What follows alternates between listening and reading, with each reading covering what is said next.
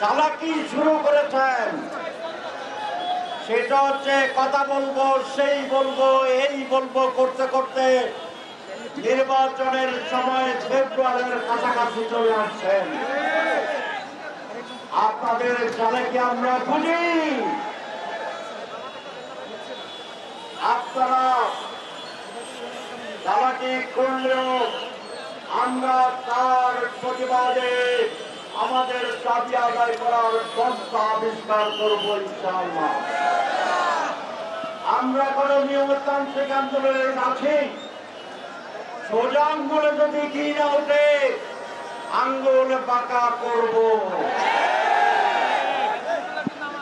কি আমাদের লাগবেই। 2 নম্বর কথা, সময় ক্ষেপণ। এই চালাকি আপনাদেরকে বিপদে ফেলাবে ইনশাআল্লাহ। গণভোট জাতীয় নির্বাচনের আগে হতে হবে।